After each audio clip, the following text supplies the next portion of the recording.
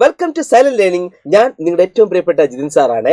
Sir ഇന്ന് വന്നിട്ടുള്ളത് 6ാം ക്ലാസ്സിലെ സോഷ്യൽ സയൻസിനകത്ത് ഏറ്റവും നിർബന്ധമായി നമ്മൾ പഠിച്ചിരിക്കേണ്ട ഒരു ചാപ്റ്ററാണ് വേൾഡ് ഓഫ് ഡൈവേഴ്സിറ്റി അല്ലെങ്കിൽ വൈവിധ്യങ്ങളുടെ ലോകം എന്ന് പറയുന്ന ചാപ്റ്റർ.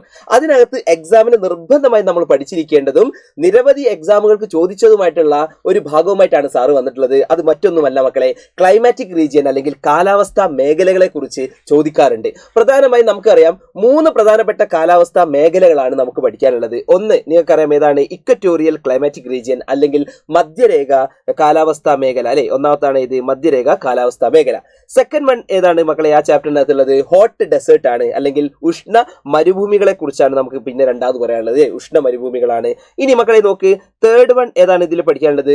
തുന്ദ്ര റീജിയൻ ആണ് അല്ലെങ്കിൽ തുന്ദ്ര മേഖലയെ കുറിച്ചാണ് പറയാനുള്ളത്. ഇനി നമ്മൾ ഇതിന്റെ കൂടെ തന്നെ ഈ 3 മേഖലകളുടെ അക്ഷാംശ വ്യാപ്തി കൂടി നമ്മൾ പറയും, അല്ലെങ്കിൽ അതിന്റെ ലാറ്റിറ്റ്യൂഡിനൽ എക്സ്റ്റൻഷൻ കൂടി നമ്മൾ എന്ത് ചെയ്യുന്നുണ്ട് ഈ വീഡിയോയ്ക്കകത്ത് പറയുന്നുണ്ട്.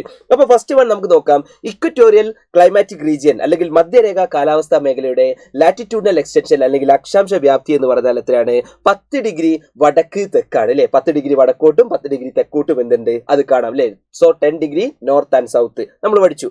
ഇനി സെക്കൻഡ് വൺ നിങ്ങൾ നോക്ക്, ഹോട്ട് ഡെസേർട്ട് ആണ്, ഉഷ്ണ മരുഭൂമികളാണ്. അതിന്റെ ലാറ്റിറ്റ്യൂഡിനൽ എക്സ്റ്റെന്റ് എത്രയായിരിക്കും? നിങ്ങൾ നോക്ക്, 20 to 30 degree north and south ആണ്. 20 മുതൽ 30 ഡിഗ്രി വരെ വടക്കോട്ടും തെക്കോട്ടുമാണ് അതിന്റെ വ്യാപ്തി എന്ന് പറയുന്നത് അല്ലേ. അപ്പോൾ നമുക്കത് കിട്ടി.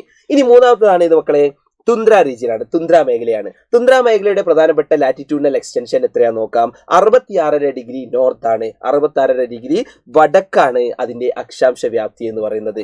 അപ്പോൾ മക്കൾക്ക് ഈ ഒരു വീഡിയോ ക്ലിയർ ആണല്ലോ. അപ്പൊ നിർബന്ധമായും എക്സാമിനകത്ത് ഇത് പഠിച്ചിരിക്കണം.